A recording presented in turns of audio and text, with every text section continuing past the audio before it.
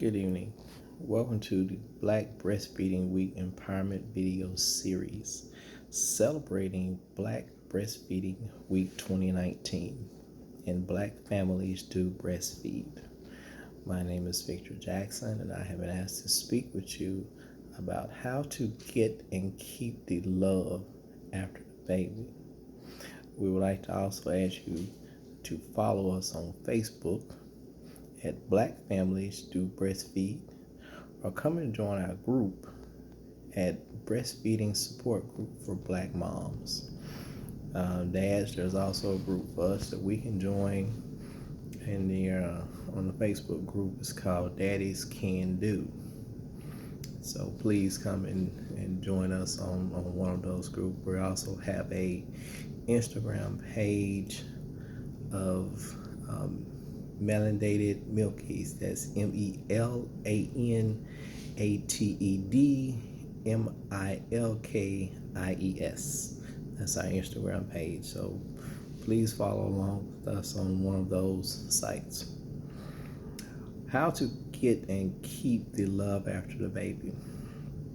One of the things that you must realize is you must go back and remember the things that you were doing pre-baby. Were you going to the movie, going to dinner? Did you travel? Were you going out with friends? Those type of things. Those are the things that brought you together in the first place and made you fall in love with each other. So those are the things that we must continue to do. There's an old saying that said, the things that you did to get her is the same things you must do to keep her. So we must remember those things, despite that we have a little bundle of joy now, that we must continue to do those things that we did prior to it that started this romance and this love. The next thing is we cannot forget, don't just focus on the baby. I know having a new little bundle of joy in the house, in every moment that you're awake, that the baby's awake, you want to play with them, you want to do things and make them laugh and watch them grow as they are taken and coming in here. But we can't. We must take time to focus on other things. We must take time to focus and remember our spouses and our partners, because without them, we would just be out here by ourselves trying to do this. And so we can't just put all the focus on the little bundles of joy. We must continue to show them that love and appreciation that they deserve. One of the things also we must continue to do is making your spouse feel attractive after the baby. Sometimes people, young ladies, after they have a baby, their body has changed. They no longer have the six-pack abs that they might have had before the baby. They might have put on a pound or two during the pregnancy, but you must make her still feel attractive. You must let her know that she is still attractive, that she is the apple of your eye and the center of your attention and the only one in the world for you. You must come up behind her and just hug her and hold her and let her know that you are the most important thing in the world to me. You hug her, give her a little kiss on the neck or by the ear, or just grab her from the front and just hold her for a minute and let her know how much you appreciate and how much you love and care for her. Leave little notes around the house, saying the same thing. You're doing a great job, because she's going to need encouragement when she's embarking on this breastfeeding journey, because it can get difficult. But you must be there and continue to do that. Leave a little note, letting her know how great she is, how good a job she's doing, how much you care. Don't just put the note on the dresser. Put the note above the crib for the baby.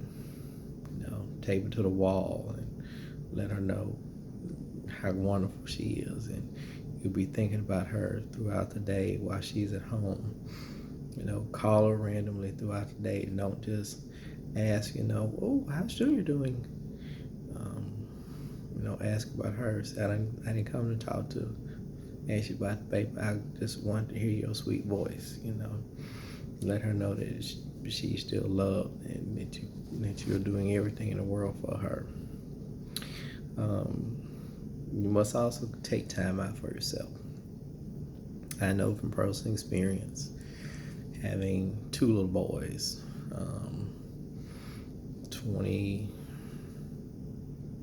22 months apart, 25 months apart, that you can get overwhelmed with the activities of baby. But you must take time out in there to focus on each other. Take a minute out to say, we're gonna just stop. When one of the things we had to learn is when our boys went to sleep, that's when we stopped. We didn't continue to try to wash clothes and get their stuff together and fix bottles. That was our time when both of them went to sleep, to sit down for a minute and just say, whew, we just hold your spouse and let them know how much you care, or just sit down and watch a little TV. Because when they get back up, it's going to be focused on little baby, especially if it's your first one.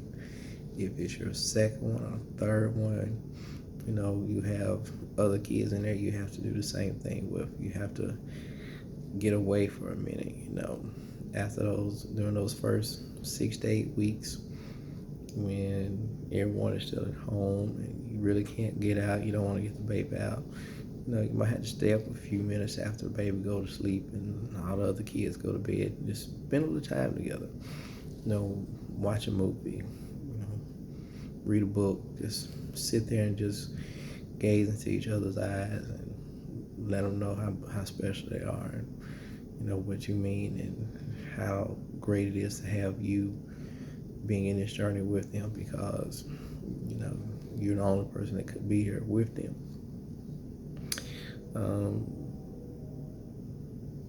That cuddle time with your spouse is something that is wonderful, that you also need to keep up and keep doing.